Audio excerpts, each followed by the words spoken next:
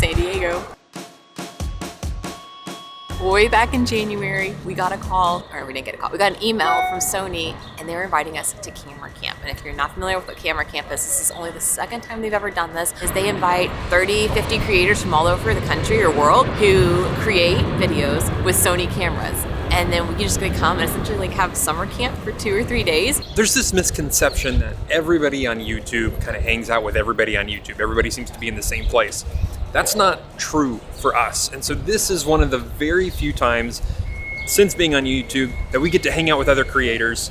Kramer's not here, by the way. Kramer is home with a house sitter. For some reason, Sony did not send the invite to Kramer.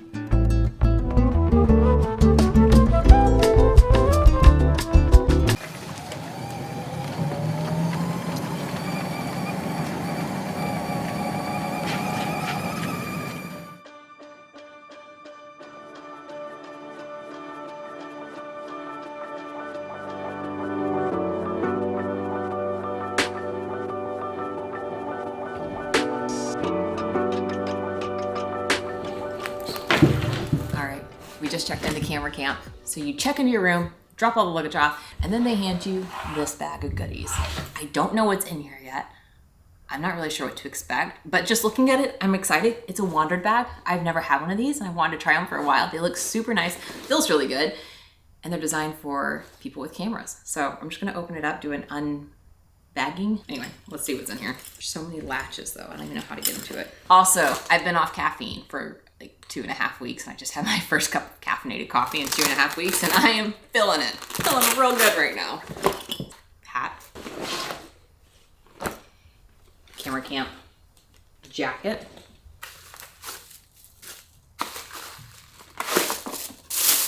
Not bad. It's got like a little, it's a thermos. Oh, it's custom. Camera Camp. And then you get the iJustine EDC tech pouch. So this whole Camera Camp thing was like the brainchild of iJustine, who's a YouTuber, and her sister. So you got cables. I feel especially dingy right now. I think the coffee's, oh, that's my garbage. Sweet. Sony earbuds. I think these are their new ones. Cool. Look at those. Those are pretty neat looking. They're blue. Look how tiny those are. So not a bad goodie bag to say welcome. I'm gonna go have fun now.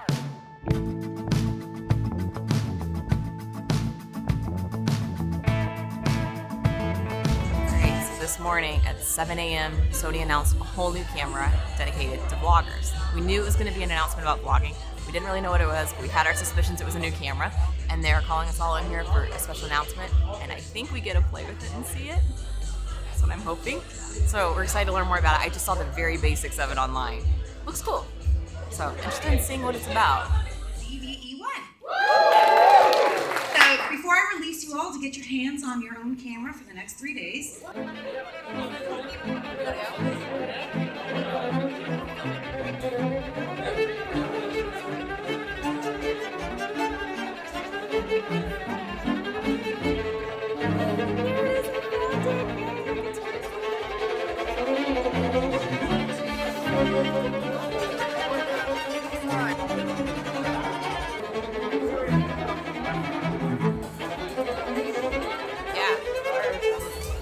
Got it. What are your thoughts? Like, why do I have this giant camera when I can have this tiny one? That's right.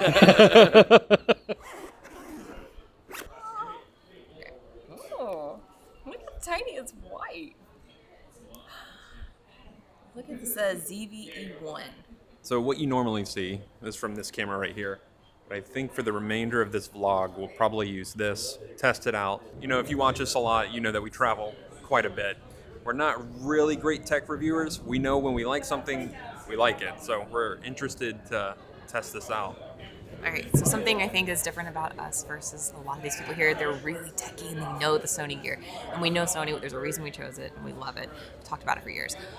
But I feel like the way that we review stuff is very much on-the-go lifestyle. So how does this fit into what we do? How can it be deliver the content we want without obstructing our experience and getting in the way? What's going to be the most seamless experience? So that's how we're going to test this today. see what features it has that we love and how it applies to being on the go and trying to get travel and lifestyle content that's low profile. Like, we don't want to cause a scene when we go somewhere, so what's this gonna look like? You'll see footage of people with gimbals and like they have all these accessories and everything. The way Sarah and I film is taking this camera and we run around, and occasionally we have a tripod, but typically it's all handheld. And some of the features that they showed us for this new camera makes me excited because it makes it look like I'm using a gimbal. So we're gonna see if this really works. So you have to open up the app and connect it to your camera. And I don't know which one because we're all using the same camera trying to connect right now. It's so tiny, isn't it? So, because look at that. It's just like, aww. I know. Light. It's so light. All right, this is the first time using first talking head on the ZV-E1. I still can't remember the name, but this tiny little camera is very powerful. And Chris, my arm's already not hurting holding this, but this is so tiny. So I'm interested in seeing how the microphone does. The internal microphone's supposed to be way better than the old ones, and it's kind of multi-directional, and it's also gonna be set to auto. So we have it on auto right now, so it'll pick up from the front, the back, and it'll just auto adjust it based on what people are in the frame. So if there's somebody on the front, in front of the lens, it'll auto change the microphone to go to the front, which it's doing right now. It's pretty cool. I know the people here staying at this resort are like, why the heck are there so many people walking around with cameras in their faces? There's families here who they're on vacation, and then all these vloggers just showed up, and so hopefully we're not ruining their vacation. So our other Sony cameras, something I like about this so far, our other Sony cameras, I never know if I'm hitting record. But this one has a little red light. That's good and bad. It's good for us because I know if I'm filming. I don't know how many times I've filmed something or thought I was filming something and didn't hit record. But it's also bad if you're out and about in public and you don't want to draw attention to yourself and somebody looks over and sees the red light, they know that you're recording them.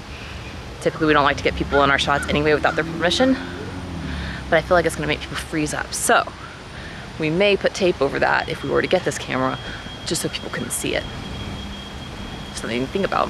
Should that whole talking head without hurting my arm. That whole talking head without hurting my arm. Sarah is right. This thing is super light. I mean, I've been practicing my bicep curls for a long while now. One of the cool features that they're promoting with this camera is that I should be able to walk around and it keeps me pretty like center in the screen, which I'm not using a gimbal, not using anything, and I think it's working. Not only do we get to try out the new camera, they also have pretty much every lens and camera you can think of to try. So right now we're trying the 16-35, and usually we use the 16-35, but the one with the lower aperture, it's heavier. This one's lighter, and since the camera's smaller, we thought this would be a good chance to try the lighter one, see how we like it. We'll also get the wide angle. So now we have the camera, so we have the new camera, which you're seeing right now. This is the sit. And then we also have our Sony a7S III, and then we put a 85mm on it. So just a prime lens to get some really pretty B-roll. I'm excited, this should be good, let's go.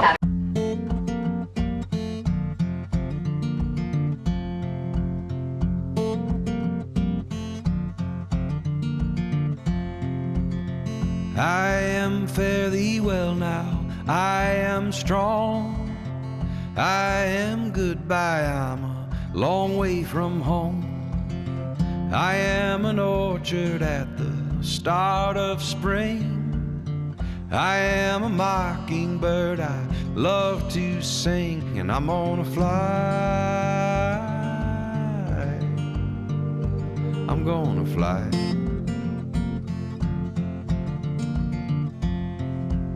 Y'all, this is really fun. I'm not entirely sure how they justified bringing us along here, but whatever the reason is, I am so thankful that Sony said, yeah, we'll pick you two people from Tennessee to come. So this is a cool experience.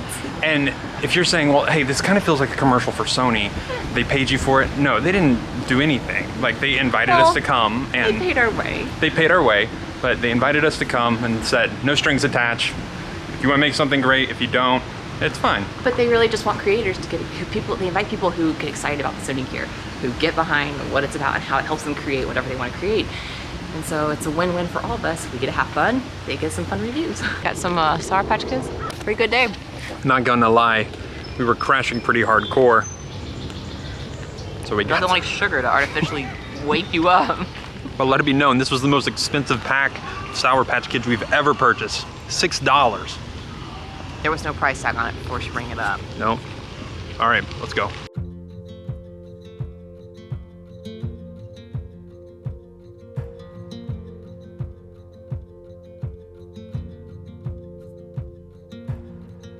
You say my name like you know what tomorrow brings and what the wildflowers sow.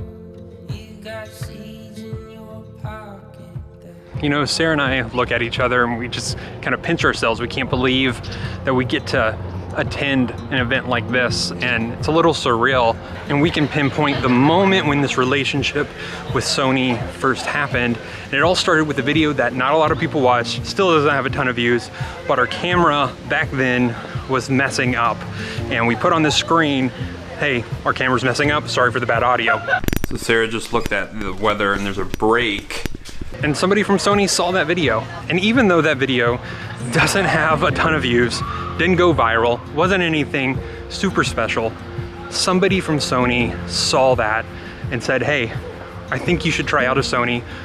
And that's when the relationship started. It's always funny to us that you never know who's watching. So if you do create something and maybe only 5 people watched, you don't know who those 5 people are. I mean, it could be your whole family. That's all to say, if we had never posted that video with that little text that said, our camera is broken, this probably wouldn't have happened. And since then, we've been able to create a relationship with this amazing company that we're excited about.